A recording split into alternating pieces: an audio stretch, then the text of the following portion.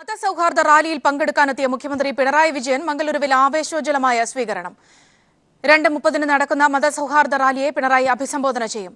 കന്നഡ ദിനപത്രം വാർത്താഭാരതിയുടെ കെട്ടിട സമുച്ചയത്തിന്റെ നിർമ്മാണോദ്ഘാടനം മുഖ്യമന്ത്രി നിർവഹിച്ചു. മാധ്യമങ്ങൾ നിരപേക്ഷതയുടെ പക്ഷത്ത് നിൽക്കണമെന്ന് മുഖ്യമന്ത്രി പിണറായി വിജയൻ പറഞ്ഞു.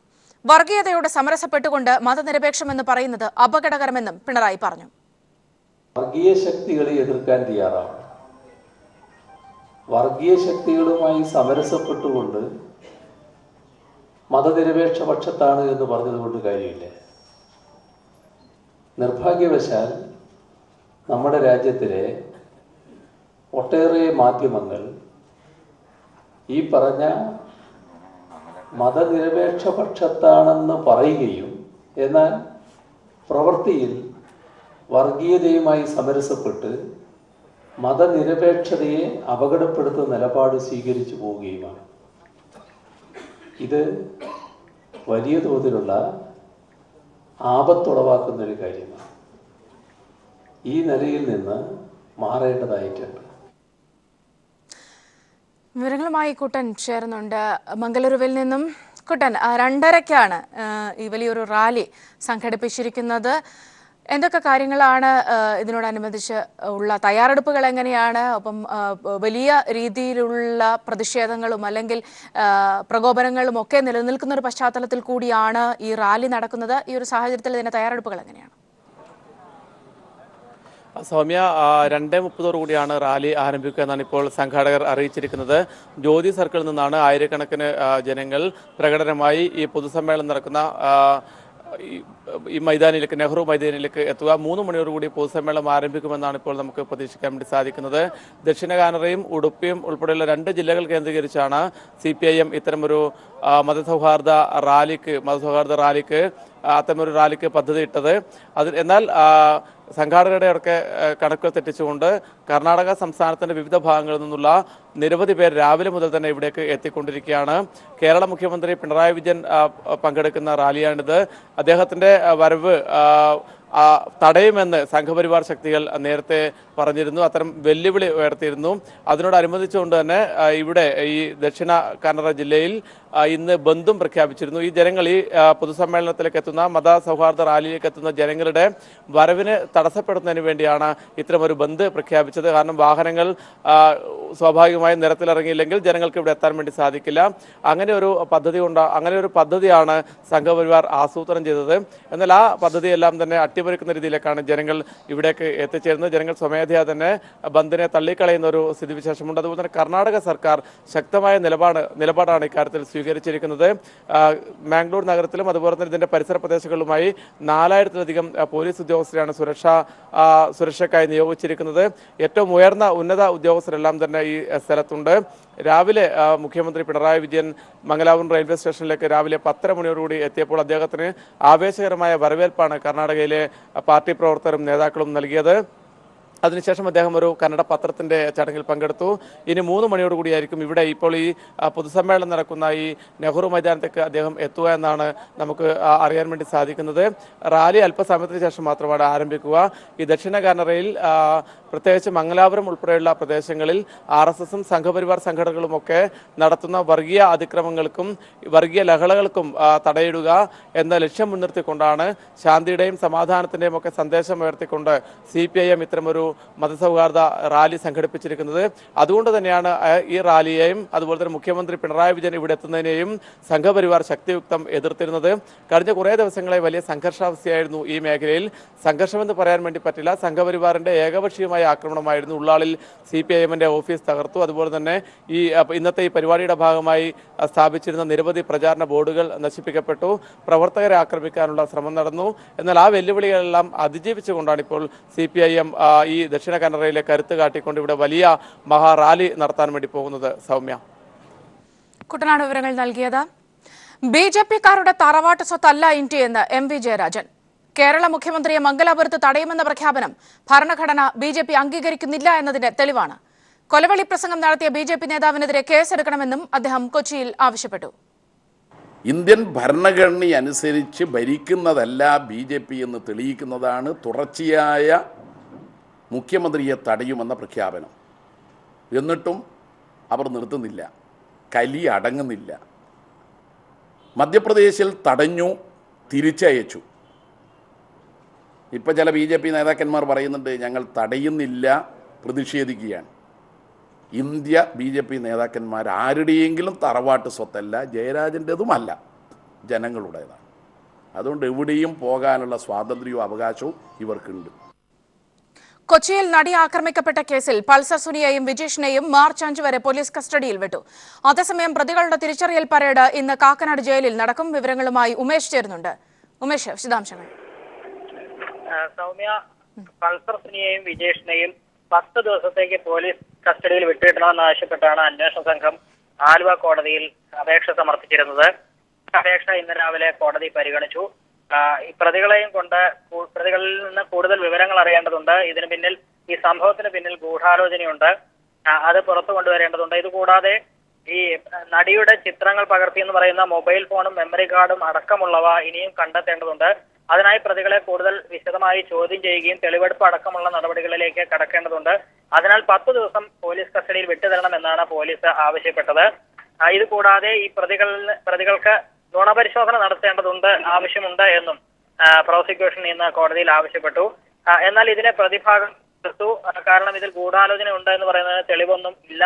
അതുകൊണ്ട് തന്നെ 10 ദിവസം കസ്റ്റഡിയിൽ വേണമെന്നുള്ള ആവശ്യം അംഗീകരിക്കരുത് എന്നാണ് പ്രതിഭാഗം വാദിച്ചത്.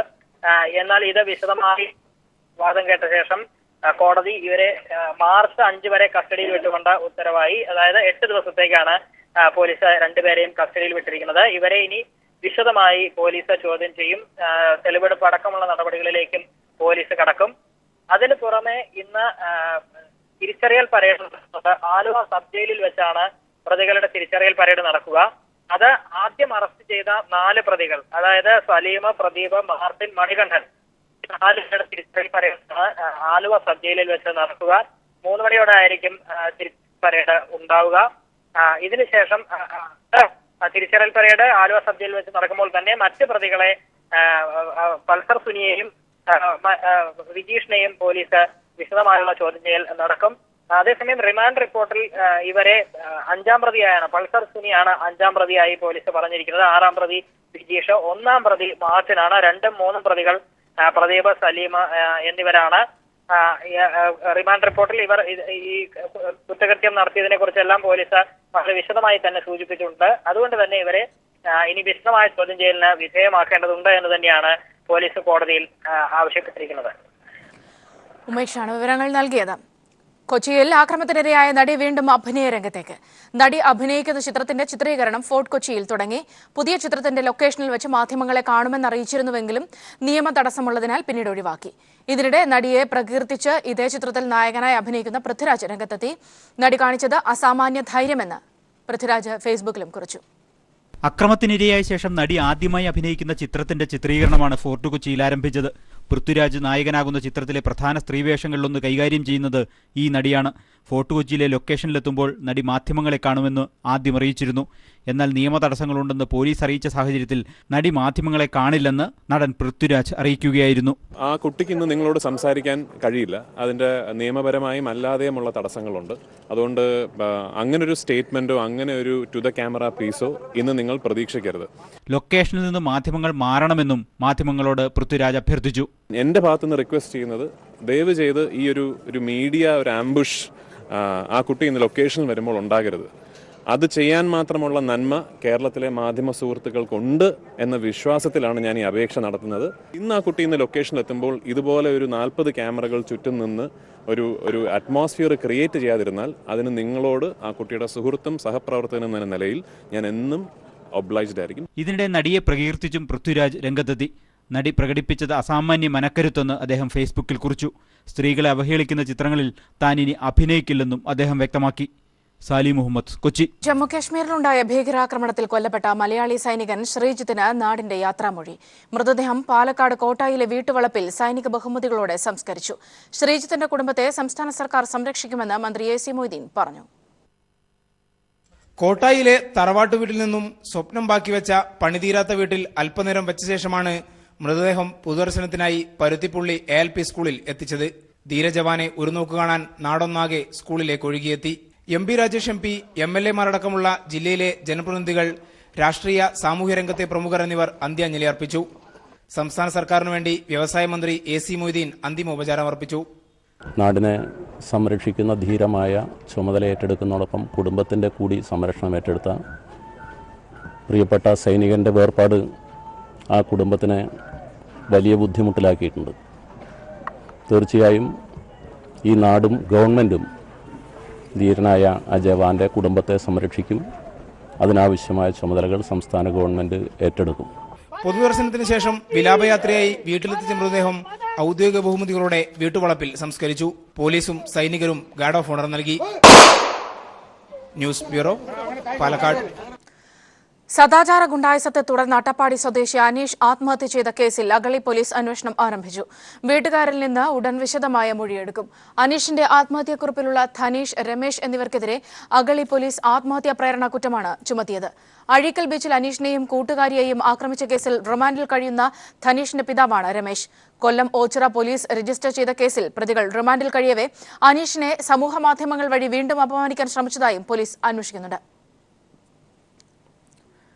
തൃശൂർ കേച്ചേരിയിൽ ഒരു കുടുംബത്തിലെ 5 പേരെ മരിച്ച നിലയിൽ കണ്ടെത്തി. കേച്ചേരിക്ക് സമീപം മുഴുവഞ്ചേരിയിൽ മുള്ളംകുഴിയിൽ വീട്ടിൽ ജോണി ജോസഫ്, ഭാര്യ സോമ, മക്കളായ ആഷ്ലി, ആൻസൺ, ആൻമരിയ എന്നിവരാണ് മരിച്ചത്. ജോണി ജോസഫിനെ വിഷം ഉള്ളിൽ ചെന്ന നിലയിലും മറ്റ് 4 പേരെ കഴുത്തറുത്ത നിലയിലുമാണ് കണ്ടത്. ഭാര്യയെയും മക്കളെയും കൊന്ന ശേഷം ജോണി വിഷം കഴിച്ച് ജീവൻ ഒടുക്കിയെന്നതാണ് പോലീസിന്റെ പ്രാഥമിക വിലയിരുത്തൽ. സാമ്പത്തിക ബാധ്യതയാണ് മരണകാരണമെന്നും സംശയിക്കുന്നു. കുന്നംകുളം പോലീസ് എത്തി അന്വേഷണം ആരംഭിച്ചു.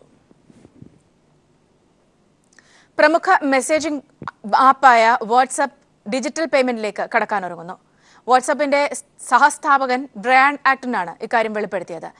ബ്രയാൻ കേന്ദ്ര IT മന്ത്രി രവിശങ്കർ പ്രസാദുമായി കൂടിക്കാഴ്ച നടത്തിയിരുന്നു.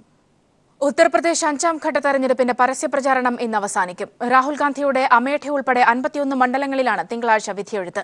പ്രധാനമന്ത്രിയുടെ മണ്ഡലമായ വാരണാസിയിൽ ഉൾപ്പെടെ BJP ഹിന്ദുത്വ ധ്രുവീകരണം നടത്തുകയാണെന്ന് അഖിലേഷ് യാദവ് ആരോപിച്ചു. എന്നാൽ 4 ഘട്ടങ്ങൾ പൂർത്തിയായതിന് പിന്നാലെ UP മുഖ്യമന്ത്രി പരാജയം രുചിച്ചെന്നായിരുന്നു നരേന്ദ്രമോദിയുടെ പ്രതികരണം. 262 മണ്ഡലങ്ങളിലേക്കുള്ള വോട്ടെടുപ്പ് അവസാനിച്ചതോടെ തിങ്കളാഴ്ച ആരംഭിക്കുന്ന 141 മണ്ഡലങ്ങളിലേക്കുള്ള വിധിയെഴുത്ത് UPയുടെ രാഷ്ട്രീയ കടിഞ്ഞാൺ ഉറപ്പിക്കുന്നതാണ്. മാർച്ച് 11 ബലം പ്രഖ്യാപിക്കവേ പ്രധാനമന്ത്രിയുടെ മണ്ഡലമായ വാരാണസിയിൽ ഉൾപ്പെടെ 3 ഘട്ട തെരഞ്ഞെടുപ്പ് കൂടിയാണ് ഇനി ബാക്കിയുള്ളത്. രാഹുൽ ഗാന്ധിയുടെ ലോക്സഭാ മണ്ഡലമായ അമേഠിയിൽ ഉൾപ്പെടെ 51 മണ്ഡലങ്ങളിലാണ് തിങ്കളാഴ്ച 5ാം ഘട്ട വോട്ടെടുപ്പ്. 2012 37 സീറ്റുകൾ നേടി സമാജ്വാദി പാർട്ടി വ്യക്തമായ ആധിപത്യം നിലനിർത്തിയിരുന്നുവെങ്കിലും ലോക്സഭാ തെരഞ്ഞെടുപ്പിൽ വോട്ടർമാരുടെ വലിയ കുത്തൊഴുക്ക് ഈ മേഖലയിൽ BJPയിലേക്കുണ്ടായി. കഴിഞ്ഞ തവണ 5 സീറ്റ് നേടിയ കോൺഗ്രസുമായുള്ള ഇത്തവണത്തെ സഖ്യം ഇതിനെ തടയിടുമെന്ന് അഖിലേഷ് യാദവ് പ്രതീക്ഷിക്കുന്നു. കഴിഞ്ഞ നിയമസഭാ തെരഞ്ഞെടുപ്പിൽ 3 സീറ്റിലൊതുങ്ങിയ BSP പക്ഷേ മികച്ച പ്രചാരണമാണ് ഇത്തവണ നടത്തിയിരിക്കുന്നത്. അമിത്ഷായെ കസബിനോട് ഉപമിച്ചും BJPയുടെ പ്രകടന പത്രികയിലെ ന്യൂനപക്ഷ വിരുദ്ധ പരാമർശങ്ങളും ഉയർത്തിയുള്ള മായാവതിയുടെ പ്രചരണം ജനശ്രദ്ധ ആകർഷിച്ചു.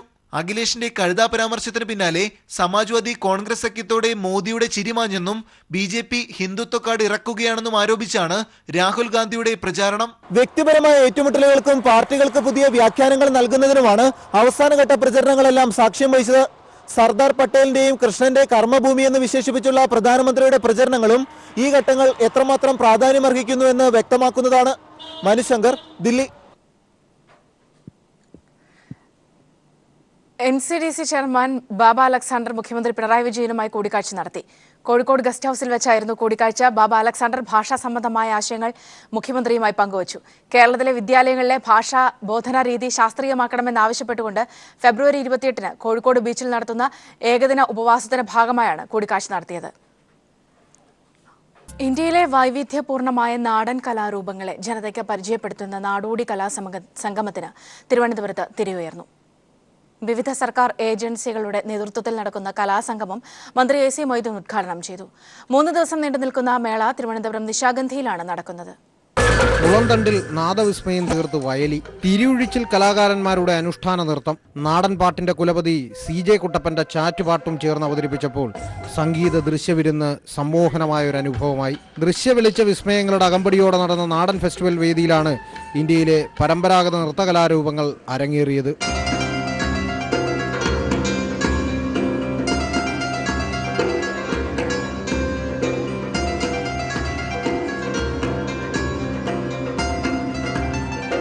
പേരിനെയും ജാതിയെയും അടിസ്ഥാനപ്പെടുത്തി കലാരൂപങ്ങളെ നോക്കിക്കാണുന്ന അവസ്ഥയാണ് ഇന്നുള്ളതെന്ന് മന്ത്രി AC മൊയ്തീൻ പറഞ്ഞു. പാർശ്വവൽക്കരിക്കപ്പെടുന്നവരുടെ ഉയർപ്പിന്റെ കലാരൂപങ്ങളാണ് നാടൻ ഫെസ്റ്റിവലിൽ ഉള്ളതെന്ന് അദ്ദേഹം ഉദ്ഘാടന പ്രസംഗത്തിൽ വ്യക്തമാക്കി.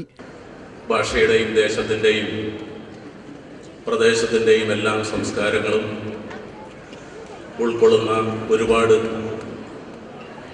നാടൻ കലാരൂപങ്ങൾ നമ്മുടെ ഭാരതത്തിലുണ്ട്. അവയുടെ എല്ലാം ഒരവതരണത്തിന് കേരളത്തിൽ വേദിയൊരുക്കാൻ ബിജുവിൻ്റെ നേതൃത്വത്തിലുള്ള യുവജനക്ഷേമ ബോർഡ് തയ്യാറായത് ഏറ്റവും അഭിനന്ദനാർഹമായൊരു കാര്യമായി ഞാൻ കാണുന്നു. ദേശീയതയിലെ ബഹുസ്വരത എന്ന വിഷയത്തിൽ ഇന്ന് വൈലോപ്പള്ളി സംസ്കൃതി ഭവനിൽ സെമിനാർ നടക്കും. വൈകിട്ട് കാശ്മീരി, ഗുജറാത്ത്, രാജസ്ഥാൻ, ലഡാക്കി നൃത്തരൂപങ്ങൾ അരങ്ങേറും. സംസ്ഥാന യുവജനക്ഷേമ ബോർഡിന്റെയും ഭാരത് ഭവന്റെയും വൈലോപ്പള്ളി സംസ്കൃതി ഭവന്റെയും സംയുക്ത ആഭിമുഖ്യത്തിൽ നടക്കുന്ന മേളയ്ക്ക് ഞായറാഴ്ച തിരശീല വീഴും. News bureau, Thiruvananthapuram.